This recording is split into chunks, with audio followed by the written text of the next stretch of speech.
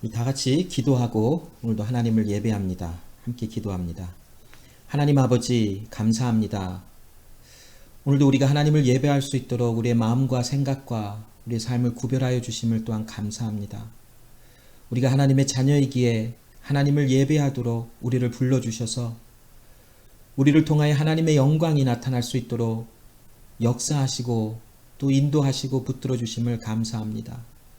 하나님 이 귀한 시간에 각 처소에서 하나님 한 성령과 또 한 마음 안에 또 하나님의 사랑 안에 또한 한 마음으로 주님 앞에 모여 예배하도록 역사하심을 감사합니다.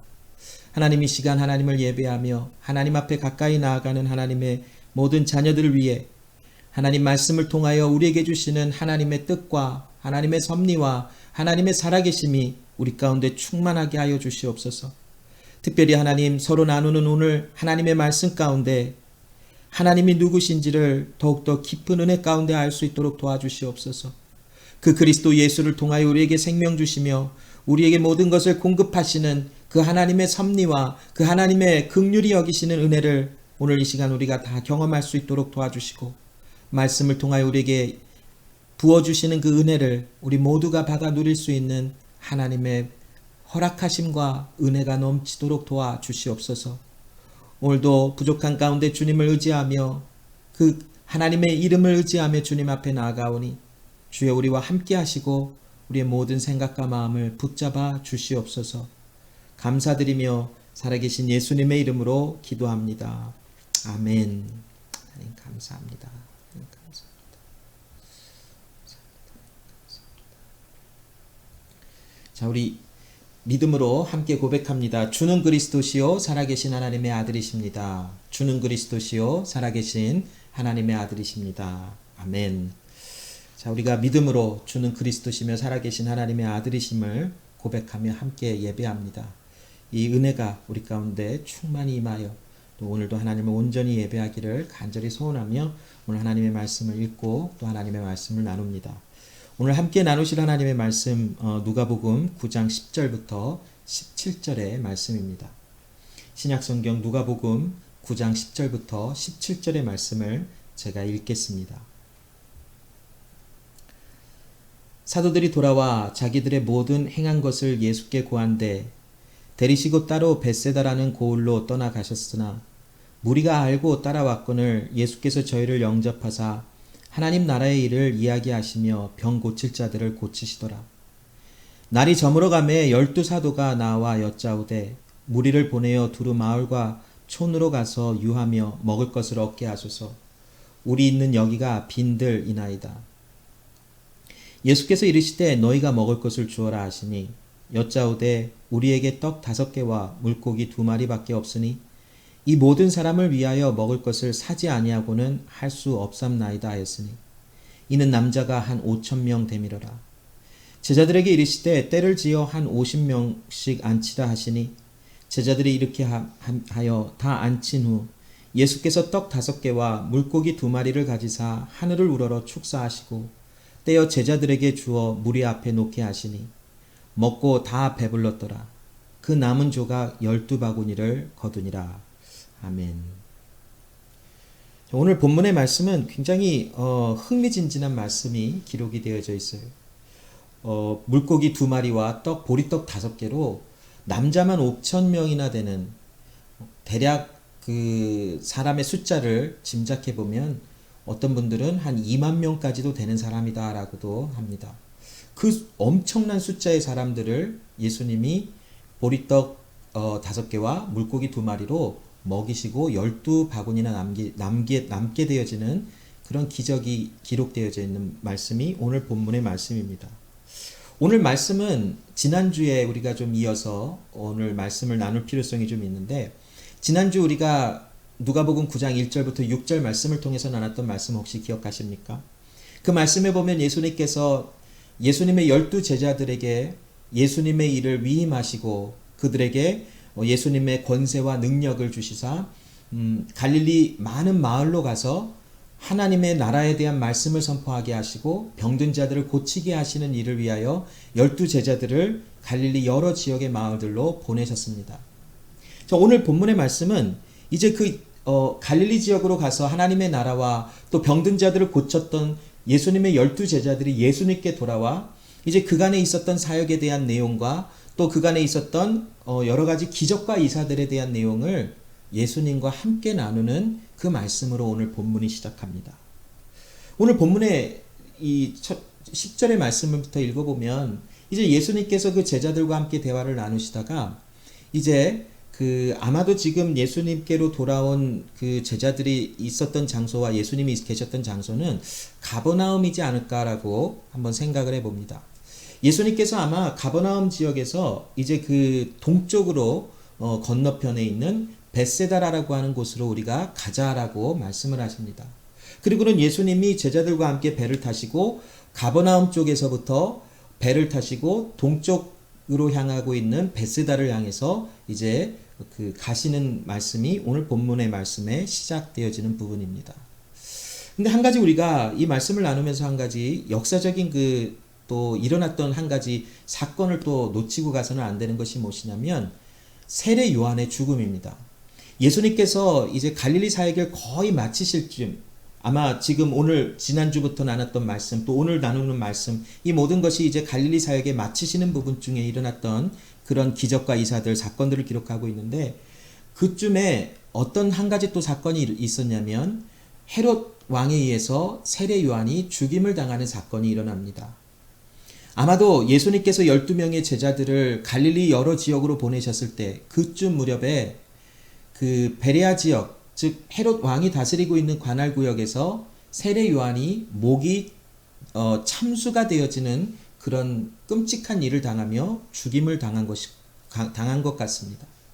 그리고 그 일이 있은 후에 이제 예수님의 제자들이 12명의 제자들이 예수님께로 돌아와 이제 갈릴리 지역에서 일어났던 여러 가지 하나님의 일들을 나누는 그런 시간적인 그런 흐름이 있습니다. 예수님은 그 제자들을 데리고 그 가버나움에서 동쪽에 위치하고 있는 벳세다를 향하여 배를 타고 가십니다. 예수님께서는 제자들을 데리시고 왜 벳세다라고 하는 지역으로 이 자리를 옮기셨을까라고 하는 걸 한번 우리 생각해 볼까요? 성경은 정확하게 특별히 오늘 누가복음에는 그 예수님께서 제자들이 돌아왔을 때 그 제자들을 데리시고 배를 사용하여 벳세다라고 하는 도시로 가셨던 이유를 정확하게 기록하고 있지는 않습니다. 그러나 마태복음과 마가복음을 좀 참고해 보면서 이 예수님께서 제자들을 데리시고 벳세다라고 하는 곳으로 가셨던 이유를 좀 추측을 해 볼 수는 있다라고 합니다. 예수님께서 벳세다로 가셨던 이유가 어쩌면 그 헤롯 안티파스가 이제 세례 요한을 죽이고 나서 예수님에게 관심을 보이는 그런 그 상황이 일어나자 예수님께서 예수님의 십자가에 달리실 때가 아니시므로 제자들을 데리시고 헤롯 안티파스가 관할하고 있는 그 관할 지역을 좀 벗어나서 그의 동생 빌립이 다스리고 있는 벳세다라고 하는 곳으로 가셨다라고 하는 어떤 의견을 나타내는 분들도 있어요. 또 어떤 분들은 또 어떤 의견에는 보면 예수님께서 그 갈릴리 지역에 이제 제자들이 가서 하나님의 복음의 말씀을 나누자 수많은 어떤 그런 좀 너무나 극단적으로 예수님을 따라오려고 하는 수많은 사람들이 있었기 때문에 예수님이 그 자리를 좀 피하고 싶으셨다라고 하는 의견도 있고 또 어떤 의견에는 예수님이 그 하나님의 말씀 또 하나님의 그 나라에 대한 말씀을 증거하고 복음을 증거하자 수많은 유대인들이 예수님을 배척하고 예수님을 싫어하는 그러한 의견들과 생각들이 점점점 강화해지자 그 갈릴리 지역에서 조금 벗어난 벳세다로 가신 것이다라고 하는 어떤 의견을 나타내고 있어요. 여기 그림에도 보면 제가 알기로는 여기 그 오렌지 색깔로 표시되어져 있는 곳이 헤롯 안티파스가 다스리고 있었던 관할 구역이에요. 베레아와 또 갈릴리 지역이지요. 세례 요한은 바로 이 지역, 베레아 지역에서 그 목이 참수가 되어져서 죽임을 당하는 그런 끔찍한 일이 일어났어요. 예수님께서는 여기 그 갈릴리 지역에서 계시다가 오늘 본문의 말씀처럼 제자들과 함께 제자들이 돌아오자 세례 요한의 죽음 이후에 배를 타시고 갈릴리 지역에서 동쪽을 향하여 벳세다라고 하는 지역으로 옮겨가셨어요. 자, 그 이유에 대해서는 우리가 정확하게 지금 조금 전에 제가 말씀드린 한 서너 가지의 그런 이유에 대해서 확신할 수는 없을 수도 있어요. 그러나 우리가 마가복음 6장 31절을 좀 말씀을 읽어보면 예수님께서 제자들과 함께 벳세다로 가셨던 이유가 아마 이러한 이유였을 것이다라고 하는 것을 조금 더 가깝게 찾아낼 수 있는 말씀이 있는데 마가복음 6장 31절을 제가 한번 읽어보면 이런 말씀이 기록되어 있어요. 따로 한적한 곳에 와서 잠깐 쉬어라 하시니 이는 오고 가는 사람이 많아 음식 먹을 겨를도 없음이라 라고 기록을 하고 있어요. 아마도 가장 신빙성 있는 그런 이유, 예수님께서 벳세다로 가셨던 이유는 제자들이 돌아왔을 때에 아마도 많은 사람들이 제자들을 따라오지 않았을까 싶어요. 그리고 이미 예수님이 홀로 계셨을 때에 수많은 사람들이 아마 예수님을 보러 오기도 하고 가기도 했었던 그런 정말 복잡한 그런 상황이 있었던 것 같아요. 그러자 제자들이 예수님께로 돌아왔을 때 보면 많은 사람들이 오고 가기 때문에 식사할 수 있는 어떤 그런 잠깐의 여유도 없었던 것 같아요. 그래서 예수님께서 다른 어떤 이유가 혹시 있었을지는 모르겠지만 그러나 마가복음 6장 31절을 참고해서 보면 예수님께서 벳세다로 제자들과 함께 배를 타고 건너가셨던 이유는 잠깐 좀 휴식을 하며 식사도 좀 하고 그동안 제자들을 보내어 갈릴리 지역에서 일어났던 일들을 조금 더 구체적으로 나누며 그 또한 제자들을 또한 어떤 말씀을 가르쳐 주시기 위해서 조금 더 한적한 곳이 필요하지 않았을까라고 추측을 해볼 수 있어요.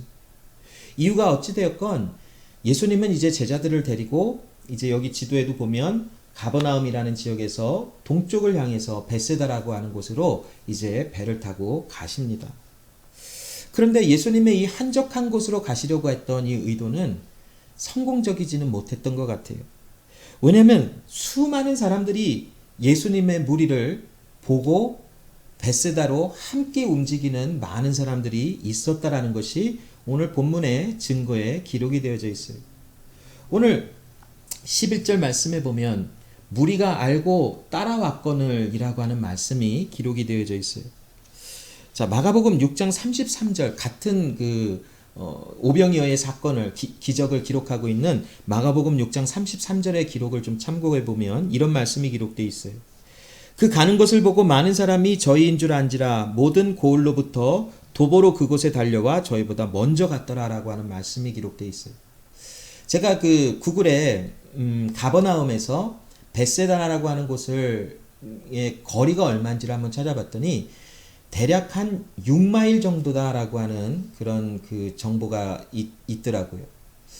우리가 6마일을 걸어가는 것이 그렇게 어렵지는 않지만 그렇다고 해서 이렇게 또 쉬운 어떤 그런 거리는 아닌 것 같아요. 제가 하이스쿨 때 원마일 이렇게 뛰는 거를 한번 좀 해야 되기 때문에 했다가 정말 목에서 피만 나는 그 정도를 경험해 본 적이 있었는데 아마 6마일을 아마 급히 달려갔던 것 같아요. 많은 사람들이. 왜냐하면 마가복음 6장 33절에 보면 예수님과 제자들이 배를 타고 벳세다라고 하는 곳에 도착하시기도 전에 수많은 사람들이 갈릴리 많은 지역에서 벳세다에 먼저 도착했다라고 기록을 하고 있어요. 그 당시 배가 얼마나 빨리 갈 수 있었는지 잘 모르겠어요.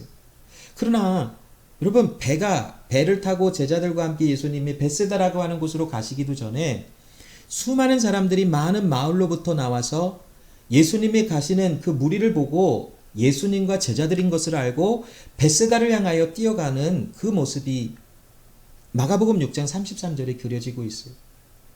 아마 이 사람들은 어떤 이유에서든지 예수님께 무엇인가를 듣고 또 예수님께 무엇인가를 얻기 위해서 그 예수님을 보고 또 예수님을 말씀을 들으려고 하는 어떤 그런 목적을 가지고 벳세다로 엄청난 속도로 뛰어간 것 같아요. 자, 그런 많은 사람들이 이제 벳세다로 예수님이 도착하시기도 전에 이미 다 와서 기다리고 있었던 거예요. 예수님과 예수님의 제자들은 사역하시는 모든 가운데 식사할 시간도 여유도 없는 그런 사역의 모습을 가지시다가 이제 좀 벳세다라고 하는 곳으로 좀 한적한 곳으로 가서 식사도 좀 하시며 조금 여유를 휴식을 좀 취하고 싶으셨으나 이미 그곳에는 수많은 사람들이 예수님의 가시는 그 마을의 위치까지 알아서 이미 벳세다라고 하는 곳에 이미 다 많은 사람들이 가 있었더라는 것이 11절의 말씀을 더 읽어보면 예수께서 저희를 영접하사 하나님 나라의 일을 이야기하시며 병 고칠 자들을 고치시더라라고 말씀하고 있어요. 여기 영접하셨다라는 것은 마음으로 그들을 받아주셨다라는 것이. 자, 예수님이 그들을 마음으로 이렇게 끌어안으시며 그들에게 예수님의 사역의 그 중요한 메시지를 전하셨던 것처럼 바로 하나님의 나라를 증거하여 주시고 그들에게 하나님의 나라를 가르쳐 주시고 병 고칠 자들을 하나님이 예수님께서 고쳐내시는 또한 그런 사역이 그 벳세다 지역에서도 또 일어났더라는 것이. 예수님은 그들을 마음으로 받아주시고 참 예수님도 육신을 우리와 동일한 육신을 가지셨기 때문에 참 지치시고 많이 힘드셨을 것이. 식사를 제대로 하지 못하셨기 때문에 배가 고프셨을 수도 있어요. 그러함에도 불구하고 예수님은 그들이 벳세다로 예수님을 만나기 위하여 달려왔을 때에 예수님은 그들을 보시며 마음으로 그들을 받아주시는 그 기록이 오늘 본문에 기록이 되어져 있는 것이. 여러분 동일한 이 기사를 다루고 있는 마태복음과 마가복음의 말씀을 읽어보면 조금 더 다른 관점에서 이 말씀을 기록을 하고 있는 것을 볼 수 있어요. 마태복음 14장 13절로 14절의 말씀에 보면 예수께서 나오사 큰 무리를 보시고 불쌍히 여기사 그 중에 있는 병인을 고쳐주셨다라고 말씀을 합니다. 여기 오늘 본문 누가복음에는 그들을 마음으로 받아내셨다, 영접하셨다라고 하는 말씀이 기록되어 있지만 마태복음에는 그들을 예수님이 보시며 불쌍히 여기셨다라고 말씀을 해요. 여기 불쌍히 여기셨다라는 것은 헬라어 말로 찾아보니까 스플랭크 니조마이라고 하는 말이 기록되어 있어요. 여기 스플랭크 니조마이는 여기 사람의 이 그 창자에서부터 올라오는 어떤 그런 연민, 또 창자에서부터 올라오는 어떤 굉장히 불쌍히 여기는 마음으로 표현되는 것이다라고 하는 해석이 있어요.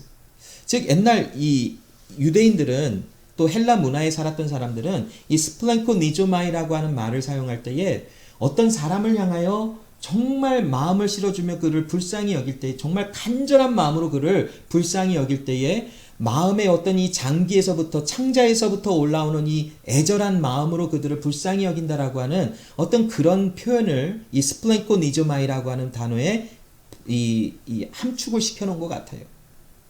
즉 예수님이 그들을 보시며 벳세다 지역에 달려온 수많은 무리를 보시고 예수님이 마음으로 영접하셨다라는 말과 함께 마태복음의 증거처럼 그들을 스플랭코 니조마이 불쌍히 여기셨다라고 기록을 하고 있어요. 그들을 보시며 불쌍히 여기셔서 그들 중에 있는 병든 사람들을 또한 고쳐주셨대요. 마태복음의 기록은 물론 병든 사람을 고쳐주셨다고만 기록을 하지만 결국 예수님께서 병을 고치셨다라는 것은 그곳에 하나님의 나라의 말씀도 함께 선포되었던 그런 기록들을 우리가 더 보아야 된다라는 것이.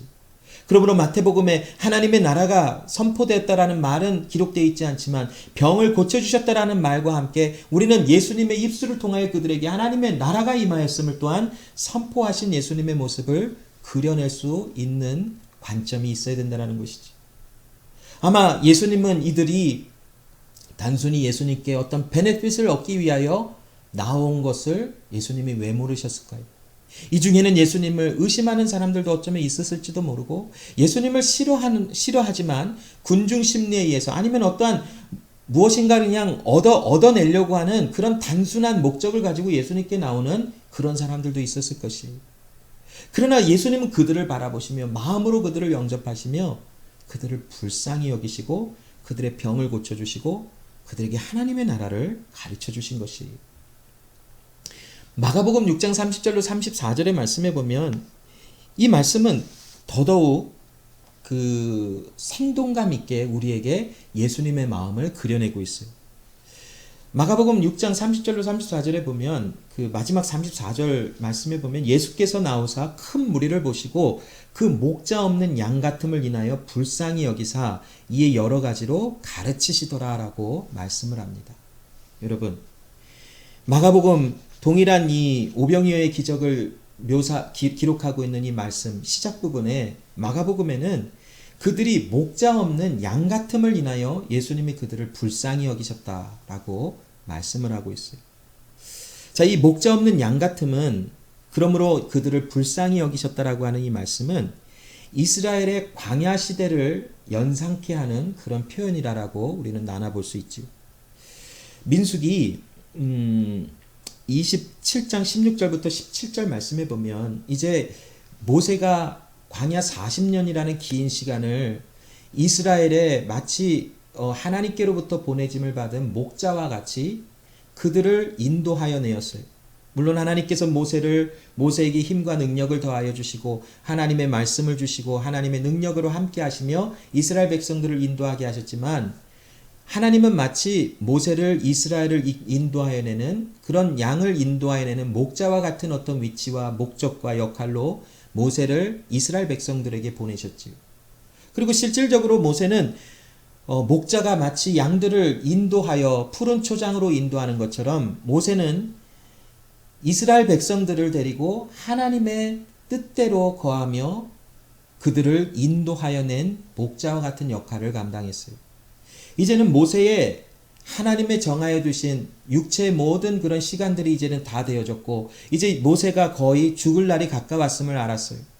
모세는 민수기 27장 16절부터 17절에 이렇게 하나님께 기도합니다. 여호와 모든 육체의 생명의 하나님이시여 원컨대 한 사람을 이 회중 위에 세워서 그로 그들 앞에 출입하며 그들을 인도하여 출입하게 하사 여호와의 회중으로 목자 없는 양같이 되지 않게 하옵소서. 여러분, 광야를 떠돌아다니는 이스라엘 백성들에게 하나님의 보내심 또 하나님의 인도하심이 없는 그런 모습이었다면 이스라엘 백성들만큼 비참하고 불쌍한 사람이 어디에 있었을까요? 하나님은 그들에게 은혜를 베푸사 모세라고 하는 목자와 같은 사람을 세우사 모세를 통하여 그들을 인도하게 하셨어요. 이제 모세는 이제 자신의 생명이 다하는 그때가 가까웠음을 알고 하나님께 기도하며 하나님, 이제는 나는 하나님의 부름을 받아가지만 내 뒤에 또 다른 한 사람을 세워서 그로 하여금 이스라엘의 목자와 같은 사람의 역할을 감당하게 하소서라고 하나님께 구하는 기도의 내용이 민수기 27장 16절로 17절에 기록되어 있어요. 예수님께서 마가복음 6장에 기록된 대로 베스다에 나오는 수많은 사람들을 보며 그들이 마치 목자 없는 양과 같아서 그들을 보시며 불쌍히 여기셨다라고 해요.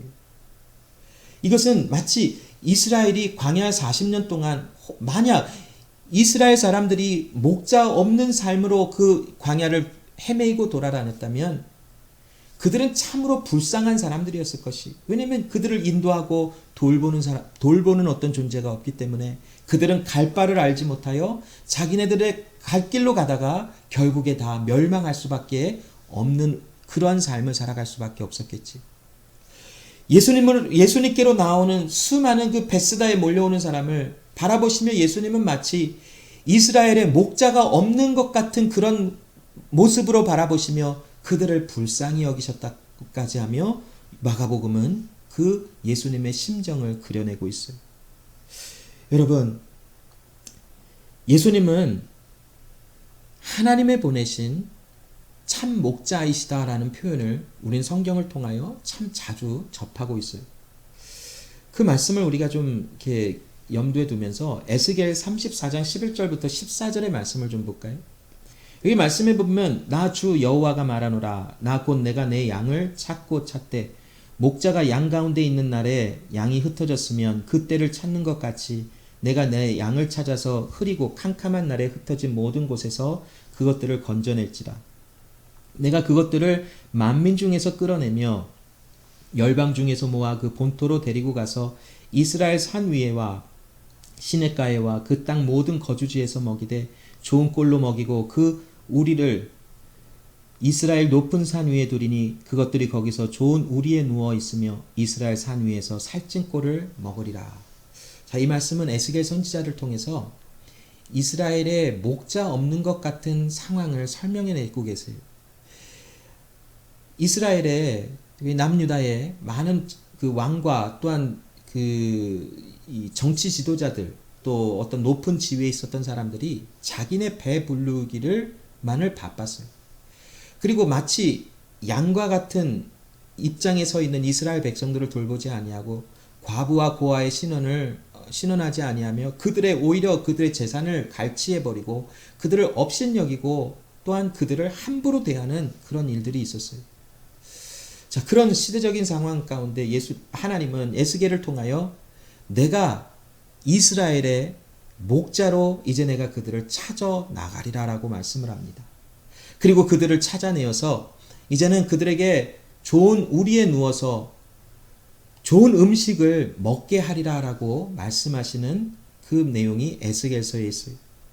이 말씀은 결국 에스겔서 34장 23절로 24절까지 우리가 읽어보면 거기에서 하나님께서 한 사람 또 하나님이 보내신 한 사람 즉 다윗을 통하여 세우리라라고 하시는 한 목자를 세우리라 하시는 말씀을 주고 계시는데 그 말씀은 결국 예수 그리스도를 나타내고 계세요. 그래서 요한복음 10장 11절에 예수님께서는 이런 말씀을 하세요. 나는 선한 목자라 선한 목자는 양들을 위하여 목숨을 버린다라고 말씀을 하십니다. 즉 하나님께서 말씀하신 이 에스겔서 34장을 통하여 말씀하신 참 목자는 바로 예수 그리스도를 뜻하고 계세요. 그래서 오늘 예수님께서 벳세다로 다가오는 수많은 사람들을 보시며 그들이 마치 목자 없는 양 같음을 보시며 불쌍히 여기셨다라는 것은 목자 없는 양같이 흩어져서 고통과 아픔과 좌절과 절망 속에 있었던 그 사람들에게 이제 예수님이 찾아오셔서 그들의 목자가 되어 주신다라는 것을 이런 표현으로 그려내고 있는 듯합니다.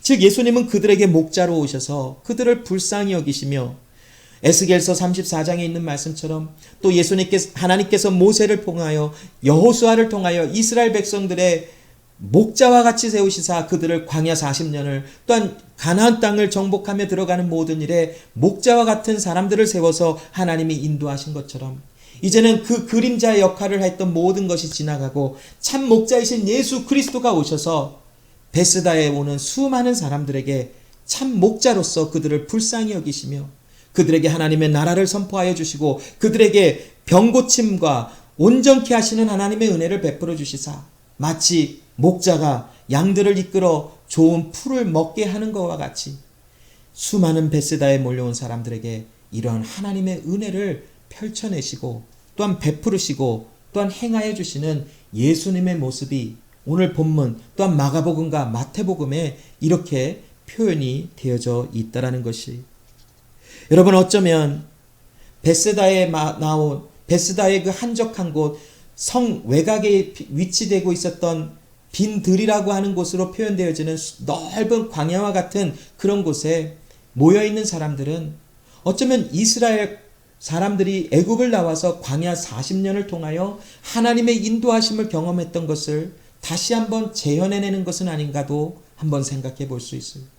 광야 40년 동안에는 하나님께서 모세를 통하여 하나님의 백성들을 인도하게 내시는 그런 그림자의 역할을 감당하게 하셨다면 이제는 참 목자이신 그리스도 예수가 오셔서 그 벳세다라고 하는 광야에서 또한 그 넓은 빈들에서 그들을 먹이시고 그들의 필요를 채우시고 마치 목자가 양들을 돌보는 것 같은 그런 모습을 나타내시며 하나님의 보내신 참 목자가 예수이심을 드러내 주시고 계시는 것은 아닐까 한번 우리는 생각해 볼 수 있지 않을까요? 자, 예수님은 이처럼 멸망과 절망과 또한 아픔 속에 있었던 사람들에게 목자와 같이 오셔서 그들을 인도하여 내시는 하나님이십니다. 즉 하나님의 긍휼히 여기심은 하나님이 불쌍히 여기심은 절망 가운데 고통 가운데 있는 사람들에게 하나님의 선하심을 보여 나타내 주시는 것이지 않습니까?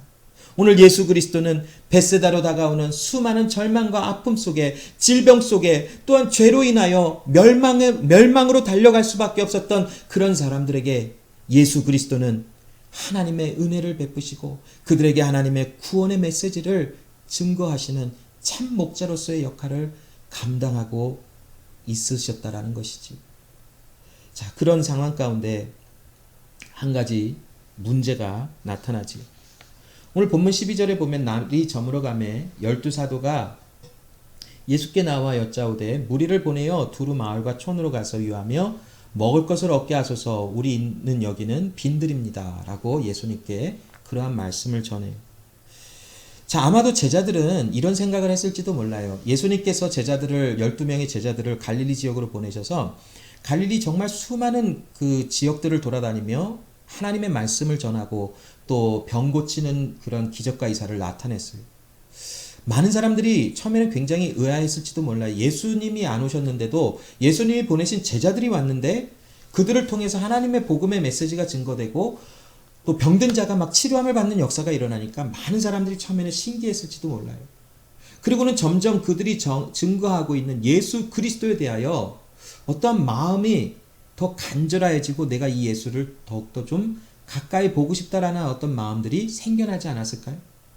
그리고 이 제자들이 나가서 하나님의 복음에 대해서 수도 없이 증거하는 그런 과정 가운데 많은 사람들이 그 말씀을 들을 수 있는 기회들이 더 많이 주어졌겠죠. 그러자 제자들이 이 움직이는 곳마다 아마도 그들을 따라다니는 사람들도 있었을지도 몰라요.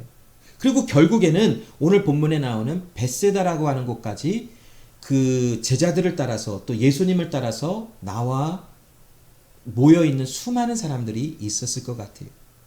그들을 바라보며 제자들의 마음속에는 어쩌면 그들 안에 있었던 책임감이 있었을지도 몰라요. 자신들이 전하여 줬던 말씀을 듣고 나와 있는 이 수많은 사람들이 이제 날이 저물어 거의 이제 하루가 다 저물어 가는데 아직까지 먹지도 못하고 이제 해가 다 저물어 버리면 더 잠잘 곳도 없을 텐데 걱정이 되기 시작했던 것 같아요. 그리고 그들에 대한 어떤 책임감 때문에 예수님께 이렇게 말을 해요. 예수님, 저들을 좀 마을로 보내셔서 저들에게 거할 처소도 준비하게 하시고 먹을 것도 좀 먹게 하여 주시는 것이 마땅합니다. 왜냐하면 우리가 있는 이곳에는 아무것도 없습니다.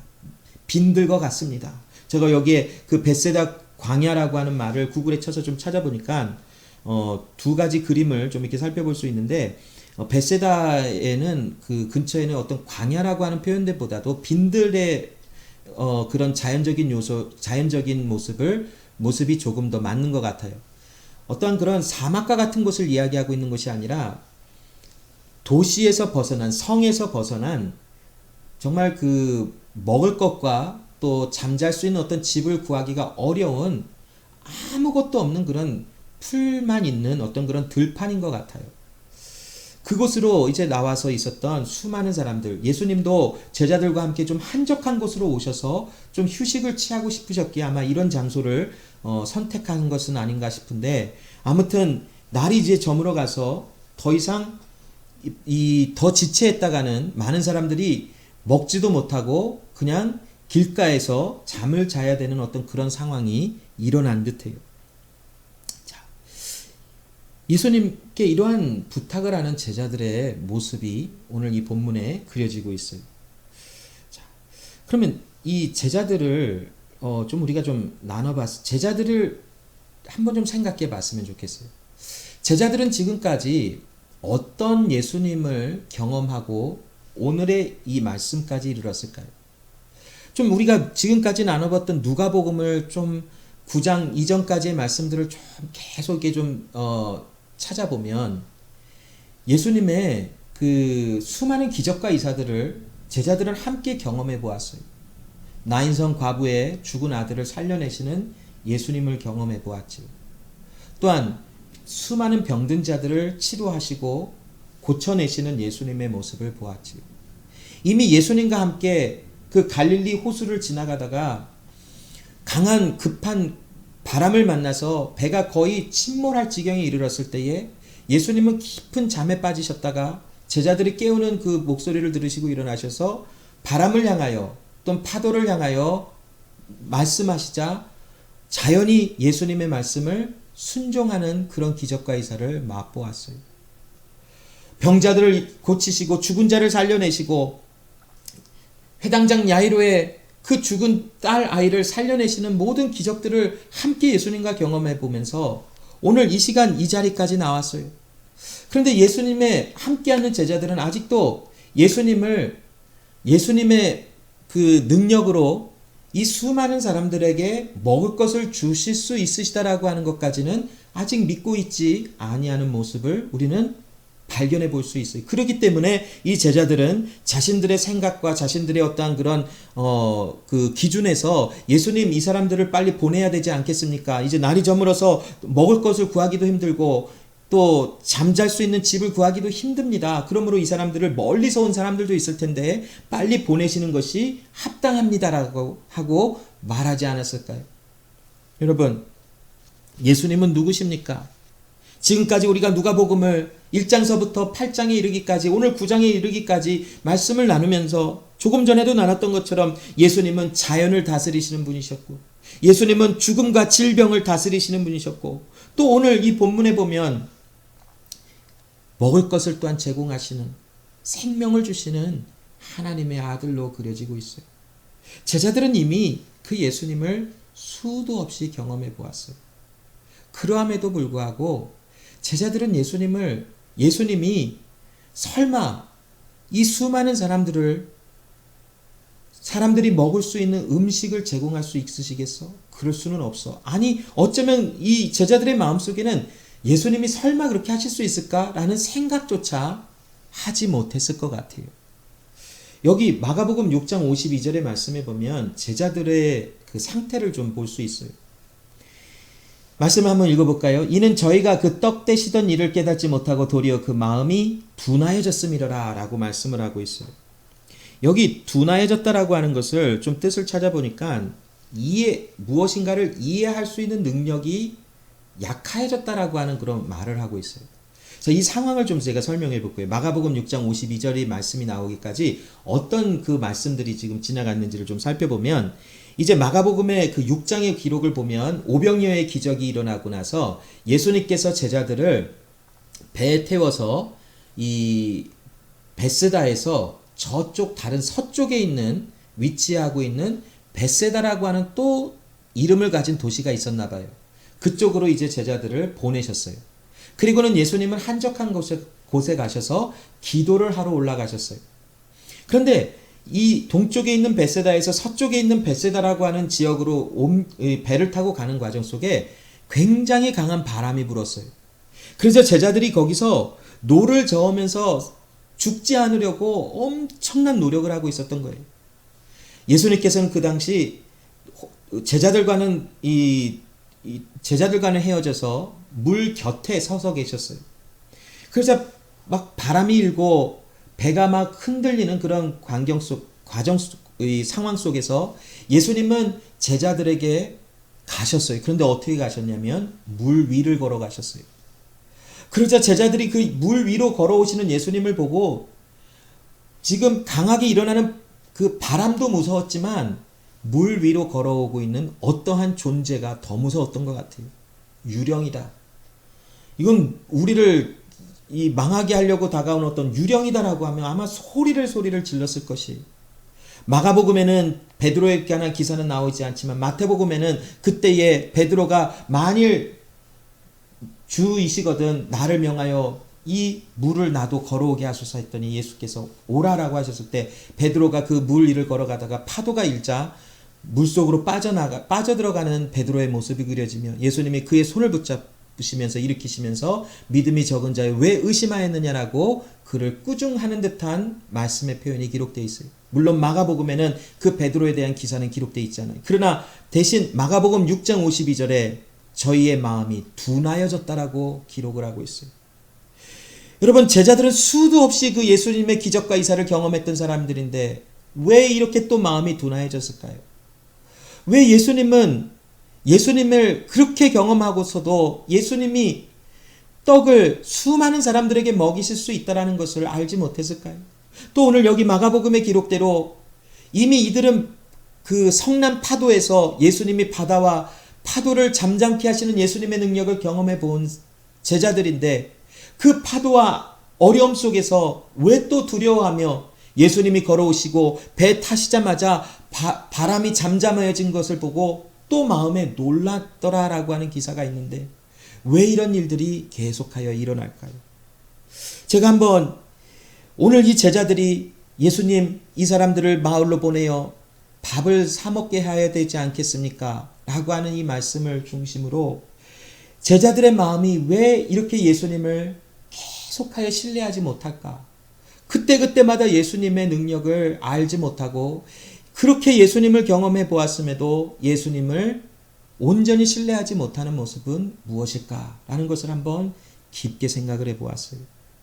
그 말씀을 좀 묵상하고 깊게 고민해 보다가 우리가 몇 주 전에 나눴던 그 예수님이 파도와 바다를 잠잠케 하시며 제자들에게 믿음이 적은 자들아 라고 꾸중하신 듯한 한 기록이 되어져 있는 말씀의 장면을 떠올랐어요.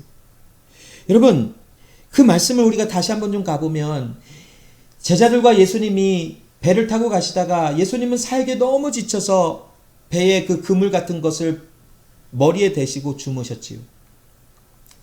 파도가 일고 바람이 일었을 때에 제자들은 아마 많은 노력을 했을 거예요.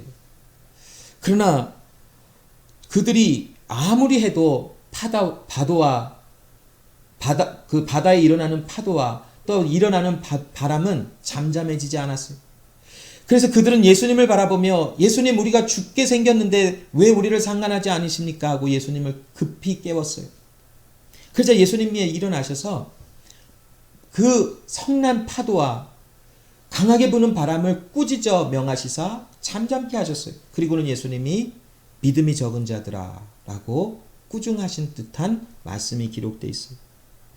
그런데 여러분, 믿음이 적다라고 하시는 예수님의 말씀을 우리가 어떻게 나눴었나요? 그것이 단순히 예수님이 제자들을 보시며 너희들 믿음이 왜 이렇게 없니라고 꾸중한 말씀처럼만 들렸다라고 우리가 나누었었나요? 제가 그 말씀을 다시 한번 묵상해 보면서 오늘의 이 제자들의 모습을 보면서 한번 계속 이 퍼즐 맞춰가듯이 예수님의 믿음이 적은 자들아 라고 하셨던 말씀이 어떤 의미를 포함하고 있는지를 조금 더 깊게 생각해 보았어요. 여러분, 예수님이 그들에게 믿음이 적은 자들아 라고 꾸중하신 듯한 이 말씀의 내용은 실질적으로 예수님이 제자들의 믿음이 없다라고 꾸중하신 것은 아닌 듯해요. 제자들의 마음속에는 이미 믿음이 있었어요. 그러니까 예수님을 깨웠겠지요. 성난 파도와 급하게 일어나는 바다에 그 바람이 불 때에 예수님은 목수였었고 제자들은 많은 사람들이 그곳에서 여러 해 동안 고기를 잡았던 경험이 있었던 사람들인데 예수님을 깨운들 어떤 유익이 있었을까요? 예수님을 깨워서 예수님 우리와 함께 좀 고생을 좀 하십시오. 예수님 우리와 좀 함께 이렇게 고생을 하시고 배가 침몰하지 않도록 노력하셔야 되지 않습니까? 라는 그런 의도 속에서 예수님을 깨웠을까요? 그렇지 않은 것 같아요. 예수님을 향한 어떤 믿음이 있었기 때문에 예수님을 의지해서 예수님을 깨운 것이지 예수님에게 어떤 노동을 하라라고 깨운 것은 절대 아니에요. 그러므로 예수님을 향한 제자들의 믿음이 없었다라고는 알 수 없어요. 그러함에도 예수님은 왜 그들에게 믿음이 적은 자들아라고 말씀을 하셨을까요? 그것은 책망이 아니라 오히려 위로의 말씀이었다라고 나눠볼 수 있어요. 위기의 상황 가운데서 예수님은 그들에게 무엇을 원하셨을까요? 너희들이 이런 어려움을 당하고 힘든 일을 당할 때 너희 믿음으로 잠잠하고 이런 일들이 일어나면 이렇게 하라라고 하는 어떤 행동에 대해서 가르쳐 주시길 원하셨을까요? 그렇지 않다라고 봐요. 예수님이 그들을 향해서 믿음이 적은 자들아라고 말씀하셨을 때에는 그들에게 무엇을 가르쳐 주시길 원하셨냐면 너희들은 할 수 없어라는 것을 가르쳐 주시지 않으셨을까요? 너희들은 아무것도 할 수 없어. 그러니 너희의 현실을 알게 하시고 또 너희들의 상황과 연약함을 알게 하시며 오히려 믿음이 적은 자들아라고 말씀하시는 그 내용은 그러므로 너희는 나를 의지하는 자들이다 라는 것을 가르쳐 주신 것 같아요.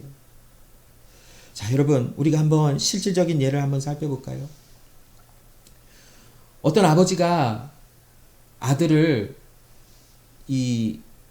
아들과 함께 어디를 갔다가 아버지가 아들에게 아들아 여기 잠깐 있어. 내가 저기 가서 이거 가지고 너에게로 다시 올게 라고 하고 가셨어요. 근데 아버지가 가시는 길을 보고 이 아들이 너무 불안한 거예요. 그래서 아버지를 졸졸졸 쫓아갔어요. 그래서 아버지가 무엇을 가지고 뒤를 돌아봤더니 그 아들이 와 있는 거예요. 그럼 이 아버지가 뭐라고 하겠어요? 으이그 너는 왜 아빠의 말을 믿지도 못하고 여기 왔어 라고 약간 꾸중 섞인 듯한 말을 하는 것 같지요. 그러나 실질적으로 아버지의 마음은 뭐였을까요? 너 왜 걱정했니? 내가 너와 함께 한다고, 내가 반드시 너한테 돌아온다라고 약속했는데 너는 왜 그거를 그 마음에 이렇게 좀 강하지 못하고 나를 따라왔어? 너는 걱정하지 마. 내가 너와 함께 하는 거야. 내 약속을 지켜서 너에게 반드시 돌아오는 게 내가 너에게 준 약속이야 라는 것을 전달하면서 너는 왜 못 믿었니? 라고 그 얘기를 하지 않았을까요? 예수님께서 마치 제자들에게 믿음이 적은 자들아 라고 말씀하셨던 것은 예수님이 제자들에게 내가 너희와 함께 하리라 말씀하셨는데 너희들은 왜 그거를 믿지 못하니? 그러나 그것이 단순히 꾸중의 역할과 꾸중하시는 목적을 두신 것이 아니라 예수님의 마음이 그들을 향해 다가가시며 내가 너희와 함께 하는 거야. 걱정하지 마. 너희들 이런 어려움 속에서 너희가 무엇을 할까? 어떻게 할까? 너희가 아무리 생각해도 너희는 할 수 없는 자들이야. 그러나 내가 너에게 약속한 것을 기억해. 내가 너희와 함께하며 내가 너희와 영원히 함께하며 내가 너희를 도와주리라 하는 말씀을 기억하는 것뿐이야. 그거를 가르쳐 주시기 위한 어떤 의도와 목적으로 예수님은 제자들에게 믿음이 적은 자들아 왜 의심하였느냐라고 말씀하신 것은 아닐까요? 여러분, 우리는 믿음이 있어요. 우리에게도 믿음이 있어요. 그런데 두려워요. 믿음이 있는데 우리의 마음속에 불안함이 생겨요. 그렇다고 해서 우리가 예수님을 믿지 아니하는 것일까요? 지금 이 시간 내 안에 두려움이 있고 또한 무서움이 있고 염려가 있다고 해서 내 안에 지금 예수님을 믿지 않는 것일까요? 그렇지 않아요. 하나님께서 우리에게 믿음을 주셔서 우리는 예수님을 나의 구주로 시인하며 어려움과 아픔 속에서 예수님을 찾게 되어져 있어요. 그 예수님께 기도하고 있어요. 그 예수님을 바라보며 나를 위로해 주시라고 기도하는 우리의 모습을 찾아볼 수 있어요. 또한 기도하지 못한다 할지라도 우리의 마음속 저 깊은 곳에서부터 어려움과 아픔 속에서 예수님을 찾으며 하나님께 호소하고 있는 나의 마음을 찾아볼 수 있어요. 여러분, 그러나 두려워요. 지금과 같은 이런 어려운 상황이 자꾸 다가오면 무서워요. 힘들어요. 걱정이 되고 아프기도 하고 또한 염려가 되기도 해요. 그러나 예수님의 말씀은 무엇입니까? 두려워 말라.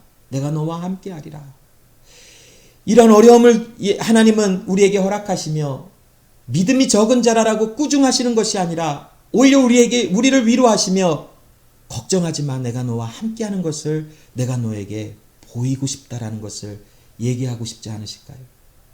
성경을 읽어보면서 제자들이 이렇게까지 예수님을 믿지 않았을까? 왜 이렇게 예수님을 따라다녔던 제자들의 모습은 약할까? 라는 것을 생각해 보니까 이들의 마음이 둔하여져서 예수님이 하셨던 일들을 며칠 전에 하셨던 일들까지 잊어버리고 두려워하고 무서워했던 이 모습들 속에 그것이 바로 우리의 현실적인 모습이구나라는 것을 깨달았어요. 제자들과 같이 우리도 오늘 하나님의 은혜를 받았으면 내일 또 하나님의 은혜 속에서 기뻐하고 감사하고 담대할 것 같은데 또 다른 문제가 오면 또 걱정을 해요. 또 의심을 하고 또 무너져요. 그러나 예수님은 우리에게 무슨 말씀을 하십니까? 내가 너와 함께 하는 것이야. 이 어려움 속에서 내가 나의 능력과 권세로 너를 인도하여 내는 것을 너는 보라라고 하시는 것이 예수님의 우리에게 주시는 말씀인 것이에요. 여러분, 오늘 이 제자들은 예수님, 지금 수많은 사람들이 먹을 것이 없어서 큰 문제가 일어났어요. 아마 제자들은 엄청난 고민을 했었을 거예요. 이 사람들을 다 어떻게 합니까? 그러니까 예수님께 이 사람들을 마을로 보내야 되지 않겠습니까? 라고 말하고 있어요. 아까도 말씀드린 것처럼 이 제자들은 이미 예수님의 수많은 권세와 능력을 경험했던 자들인데 또 걱정하고 또 의심하고 또 예수님을 온전히 신뢰하지 못하는 그런 모습들을 보이고 있어요. 자, 그러나 예수님은 이들을 이렇게 인도를 해요. 13절부터 17절에는 이제 예수님께서 실질적으로 오병이어의 기적을 일으키시는 그 장면을 묘사하고 있는데, 자, 특별히 우리 좀 16절을 좀 집중해 볼까요? 먼저 이 16절에 이르시기까지 예수님께서는 너희가 먹이라라고 말도 안 되는 것 같은 말씀을 하세요. 그러면서 제자들이 우리가 어떻게 먹입니까? 우리에게 있는 것은 지금 보리떡 5개와 물고기 2마리뿐입니다. 예수님께서 그들에게 명하여 사람들을 50명씩 그룹 지어서 앉게 하라. 그대로 했어요. 그래서 예수님께서 그 떡과 고기를 가지고 축사하시고 떼어서 제자들에게 주시고 나누어 주라 했었을 때에 남자만 5,000명이 되는 대략 한 2만 명이 되는 그런 숫자의 사람들이 먹고도 12바구니나 남는 예수님의 문제를 해결하시는 또한 공급하시는 예수님의 모습이 그려졌어요. 근데 여러분 16절의 말씀을 좀 주목해 볼까요? 여기 보면 예수께서 떡 5개와 물고기 2마리를 가지사 하늘을 우러러 축사하시고 떼어 제자들에게 주어 무리 앞에 놓게 하시니, 여기 4가지의 동사를 좀 볼까요? 가지사, 축사하사, 떼어 주다라고 하는 이 4가지 동사를 우린 좀 살펴볼게요. 자, 이 말씀과 함께 마태복음과 누가복음에 기록된 예수님의 성만찬에 기록된 말씀을 좀 살펴볼 거예요. 마태복음 26장 26절에 저희가 먹을 때 예수께서 떡을 가지사 축사하시고 떼어 제자들에게 주시며 가라사대 받아 먹으라 이것은 내 몸이라 하시고 라고 하는 말씀이 기록되어 있어요.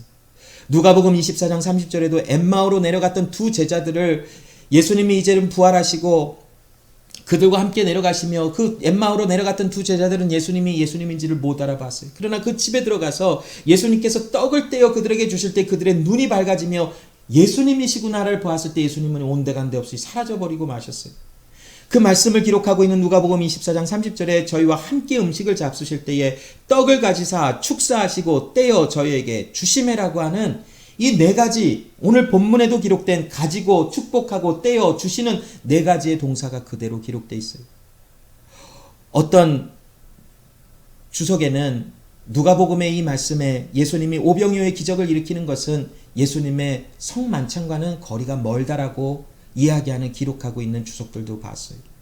그러나 여러분, 누가복음의 이 오병이어의 기적을 일으키는 사복음서에 기록되어 있는 말씀 속에 떼어 가지고 축복하고 떼어 주시다라고 하는 이 4가지 동사가 예수님의 성만찬, 자기의 몸을 상징하는 그 떡을 떼어 주시면서 하셨던 이 4가지 동사를 반복하여 기록하고 있다면 어쩌면 우리는 이 예수님의 오병이어의 기적을 바라보면서 예수님의 성만찬을 통하여 주시는 생명에 대한 말씀을 같이 나누어 봐야 되지 않을까요?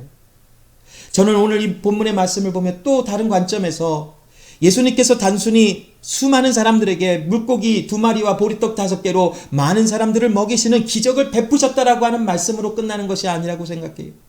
예수님께서 그들의 필요를 채우신 것은 현실적으로 맞아요. 그들의 배고픔을 채우시기 위해서 보리떡 5개와 물고기 2마리로 수많은 사람들을 먹이셨어요.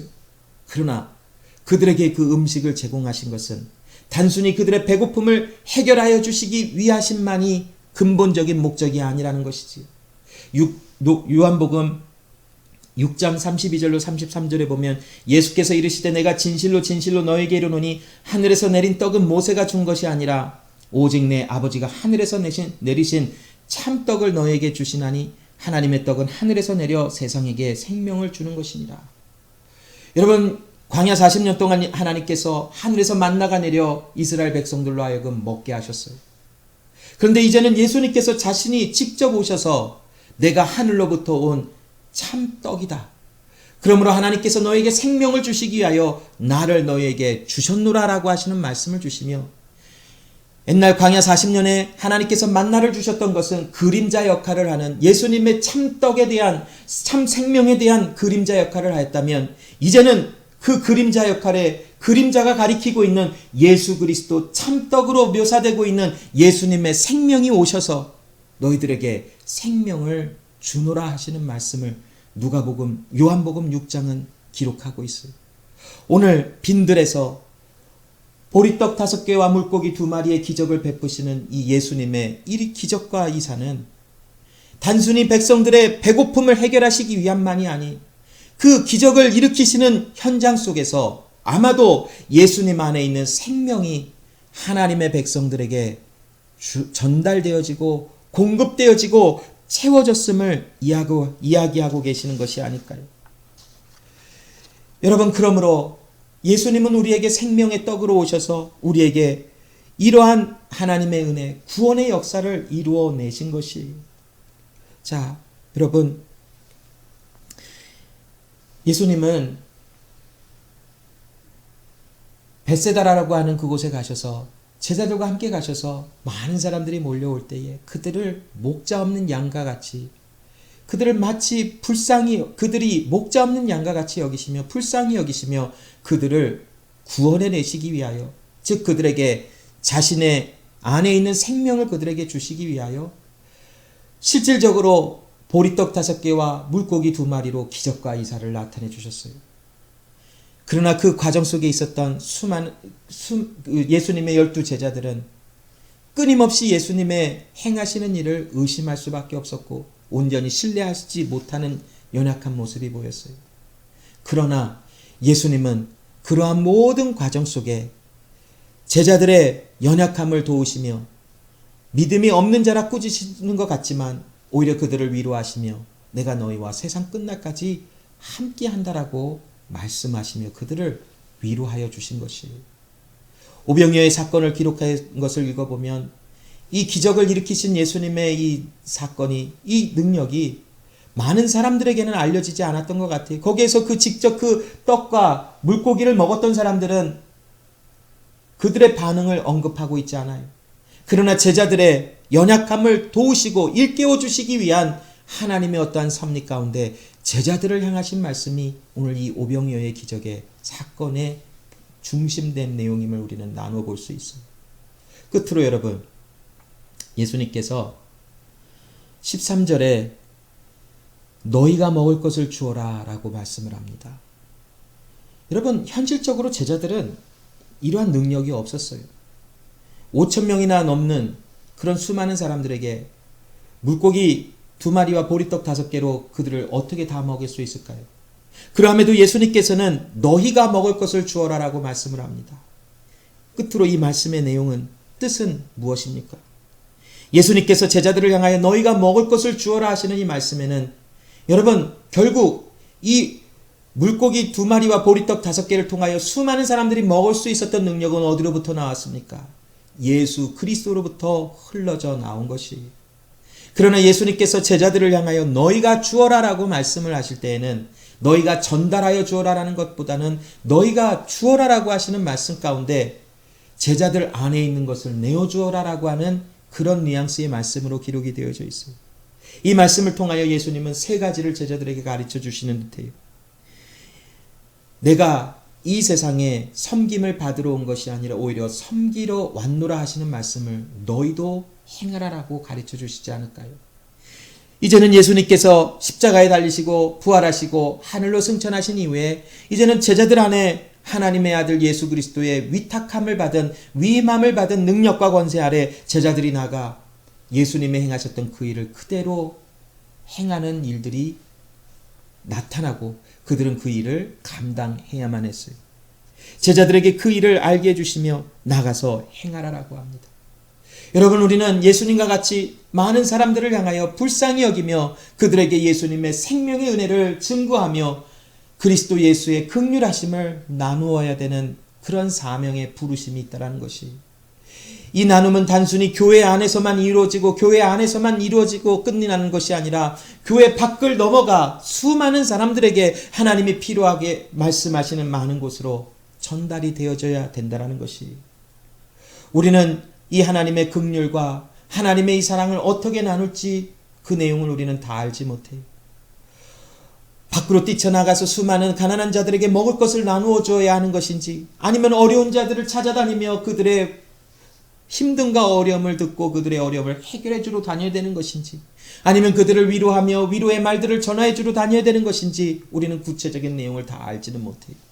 그러나 하나님께서 우리 그리스도 예수 안에 있는 우리들에게 하나님의 일을 맡기셨다면 우리를 생각나게 하시고 인도하시는 이는 하나님이시며 그 모든 일의 주권은 하나님께 있으며 그 일을 공급하시는 이도 하나님이시며 우리로 하여금 그 일을 알게 하심으로 우리의 모든 일상적인 삶 속에서 행하는 모든 일이 바로 그리스도 예수의 긍휼과 은혜를 나타나는 일이 되게 하여 주신다라는 것이, 우리는 단지 그 일 가운데 순종이 되어지게 하시는 하나님의 은혜를 따라 하나님의 은혜를 나타내는 그런 증인으로서의 삶을 사라져 나가게 하는 그 부름이 우리 가운데 있다라는 것이죠.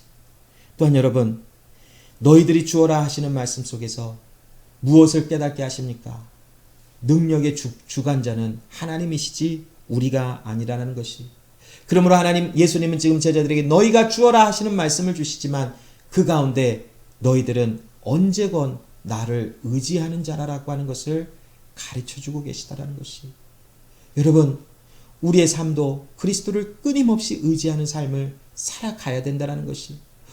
오늘, 내일, 또 그 다음날 우리는 또 넘어질 수 있어요. 또 의심하고 또 염려하고 무서워하고 두려워할 수 있어요.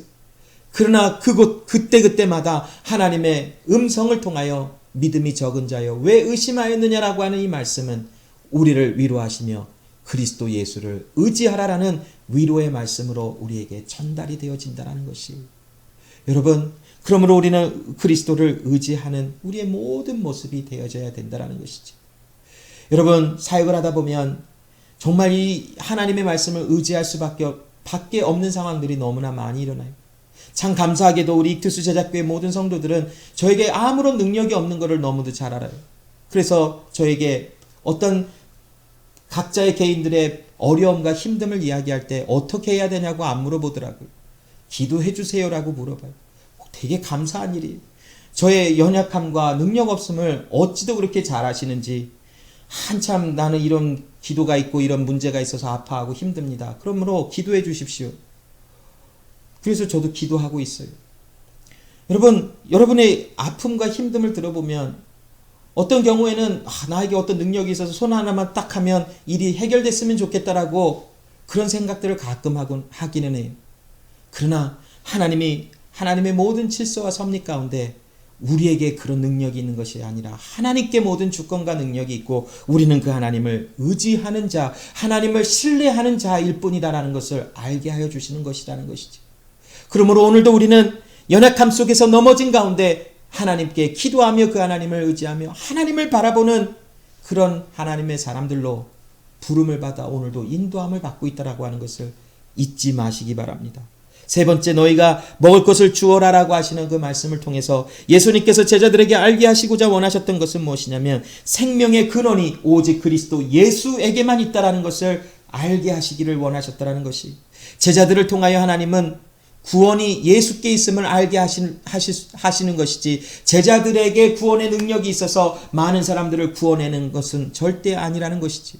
오늘날 우리들에게도 하나님께 그리스도 예수 안에 생명의 근원이 있음을 알게 하시고 그리스도 예수의 은혜를 증거하며 예수님의 하나님의 아들 되심을 선포하며 나아갈 때에 우리의 작은 그 어떤 선포함이 어떤 변화가 일어날지 우리는 알지 못하나 하나님의 큰 그 역사와 하나님의 나라를 이루어 하나님의 나라의 일이 펼쳐져 나가는 모든 과정 속에 그 일들이 하나하나 하나님의 손에 들려짐을 받아 하나님이 그 일을 성취하고 내신다라는 것이지. 그러므로 여러분, 오늘 이 본문의 말씀, 단순히 오병이어의 기적은 하나님께서 불쌍한 자들, 굶주린 자들에게 먹을 것을 주시고 그들을 위로하셨다라고 하는 것에서만 끝나는 것이 아니라 이 세상에 목자로 오셔서 우리에게 예수님의 생명을 우리에게 주시며 믿음 없는 우리들 한없이 믿음이 없는 것이 아니라 한없이 넘어져서 연약하여 넘어질 수밖에 없는 우리들에게 그리스도의 사랑과 은혜 속에서 내가 너와 함께함이라는 것을 위로와 평강으로 인도하시는 예수 그리스도의 사랑과 하나님의 섭리가 있음을 이 오병이어의 기적을 통하여 우리에게 알게 하여 주시는 것입니다. 여러분, 오늘도 우리는 믿음이 있지만 넘어지고 두려워하고 무서워하고 이런 팬데믹과 같은 삶 속을 살아가며 시간들을 보내며 이제 앞으로의 삶들은 어떻게 될까? 이 팬데믹, 이 코비드-19 이후의 삶은 어떻게 될까? 고민하고 걱정하며 어려워하는 삶을 살아갈 수도 있겠지만 그러나 여러분, 예수님은 믿음이 적은 자여 왜 의심하였느냐라고 말씀을 하십니다. 말씀은 내가 너와 함께하는 것이야. 코비드-19 상황이 넘어가서 많은 것이 어려웠고 힘든 상황 속에서 그곳이 그 장소가 바로 너희가 나를 의지할 수밖에 없음이 드러나는 장소이다라는 것을 우리에게 알게 하여 주신다라는 것입니다. 그러므로 사랑하는 믿음의 형제 자매 여러분, 그리스도 예수를 우리는 의지하며 오늘도 그 하나님 안에서 평강으로 인도하시는 주님 안에서 마음껏 기뻐하며 즐거워하며 넘어졌다가도 일어나게 하시는 그리스도 예수 안에서 우리 승리하는 삶을 살아가십시다. 기도합니다. 하나님 아버지 감사합니다. 오늘도 하나님의 은혜 가운데 우리에게 말씀하시고 우리에게 하나님의 생명을 주신 것을 말씀하여 주신 것을 감사합니다. 또한 하나님께서 우리를 찾아오셔서 우리에게 믿음 주시고 모든 어려움과 힘든 상황 속에 예수를 의지할 수밖에 없도록 만들어 놓으신 하나님 감사합니다. 하나님, 그러나 때로는 믿음이 있음에도 불구하고 두려움과 걱정과 염려 속에서 한없이 연약함을 드러내고 마음이 굳어져 예수님을 보지 못하는 상황과 같은 모습을 자주 우리는 재현해내고 맙니다. 그러나 그런 상황 속에서 제자들에게 하셨던 그 일들을 우리에게도 알게 해주시며 믿음이 적은 자들아 왜 의심하였느냐라고 말씀하시지만 이것은 오히려 충고가 또한 훈계하시는 것이 아니라 오히려 우리를 위로하시고 걱정하지 마라 내가 너희와 함께함이라 놀라지 마라 내가 너희와 함께함이라 이 위로의 말씀을 주시는 말씀으로 우리가 그 말씀을 포기하여 주시고 우리의 실질적인 삶 속에 주님과 함께함을 잊지 말게 하시고 어려움과 힘듦 속에서 아무것도 할 수 없는 우리들에게 그리스도 예수의 살아계신 하나님의 능력이심을 나타내 보이심을 날마다 경험하며 강하고 담대하게 살아갈 수 있도록 역사하여 주시옵소서. 하나님 주신 은혜 감사함으로 우리를 구별하여 주님 앞에 드리게 하심을 감사합니다. 물질로 표현하며 또한 마음으로 표현하며 모든 것을 주님께 드림으로 이 모든 것이 우리의 시간도 나의 삶도 다 하나님의 것인 것을 고백합니다. 주여 주의 손에 들려진 이 모든 것이 하나님의 영광과 하나님의 나라와 하나님의 살아계심이 증거되어지는 모든 것이 될 수 있도록 도와주시옵시고 특별히 우리 익투스 제자교회 하나님의 그리스도 예수의 은혜로 하나님의 채워주심을 받게 하여 주시는 하나님의 전으로 만들어 주셨으니 하나님 익투스 제자교회에 주님의 은혜와 하나님의 생명의 은혜가 더욱더 넘치는 모든 모습들이 있게 하여 주시옵시고 또한 일주일의 삶 속에 연약함과 아픔 속에서 우리를 위로하시는 주님을 경험할 수 있는 그러한 삶이 되도록 역사하여 주시옵소서. 특별히 병약하여 하나님 고통과 아픔 속에 계신 우리 한 사람 한 사람을 하나님 치료하여 주시고 주님의 위로와 평강이 넘쳐나기를 원하오니 주여 함께하여 주시옵소서. 감사드리며 예수 그리스도 이름으로 기도합니다. 아멘. 감사합니다. 자, 예배를 마쳤습니다. 몇 가지 광고 드리겠습니다. 금요 제자들의 모임이 계속 진행되고 있습니다. 시간 되시는 대로 꼭 참석하셔서 웹엑스로 진행합니다. 그래서 교회 카톡에 보내드리는 그 링크로 들어오시면 히브리서 말씀을 함께 나눌 수 있는 그런 시간들이 마련이 되어 있습니다. 그래서 꼭 기회 되시는 분들 오셔서 함께 말씀 나누시고 또 교제해 주시기를 부탁드립니다.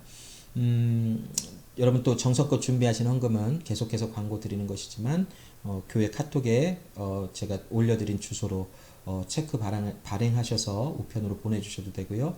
그 다음에 교회 앞에 혹시 가실 일이 있으시다면 교회 성전 뒤에 준비되어져 있는 헌금함에 헌금 드리시면 됩니다. 그리고 혹시 저와 이렇게 만날 수 있는 어떤 그런 기회가 생겨날 때에는 저에게 직접 전달해 주셔도 됩니다. 이번 주 산책 모임은 오늘 오후에 비가 오는 어떤 그런 일기예보가 있기 때문에 아직 모르겠습니다. 물론 지금 녹화하는 그런 목요일 오후 시간에 마치 주일날 하는 것처럼 하는 것 말씀 이렇게 광고하는 것이 되어서 좀 이해해 주시기를 부탁드리지만 아무튼 주일 오후 산책 모임이 날씨 때문에 어떻게 될지 모르겠습니다. 그래서 예배가 끝난 후에 제가 날씨 일기 예보를 보고 또 날씨 상황에 따라서 어디에 어떻게 모일지 안 모일지를 교회 카톡으로 올려드리겠습니다. 그래서 혹시 만약에 날씨가 허락이 되어져서 모이게 된다면 이번에는 오후 4시 그 엔젤리카 그 맘앤팝 있는 그 커피숍 있는 데서 우리가 앞에서 보겠습니다. 그러나 혹시 비가 와서 모일 수 없다면 다음 주에 우리가 또 산책 모임을 갖겠습니다. 한 주 동안 또 그리스도 예수 안에서 승리하시고 여러분 우리에게 믿음 주신 하나님의 신실하심 또 그 하나님은 우리를 버리지 아니하시고 넘어져 있는 우리를 위로하시고 또 이렇게 세워주시는 어떤 그런 은혜와 긍휼히 여기시는 하나님이십니다. 그러므로 그 하나님 안에서 그리스도 예수 안에서 또한 행복한 일주일 또 승리하시는 한 주간 또 보내시고 다음 시간 또 함께 모여서 하나님을 뜨겁게 예배합니다. 다음 주까지 건강하시기 바랍니다.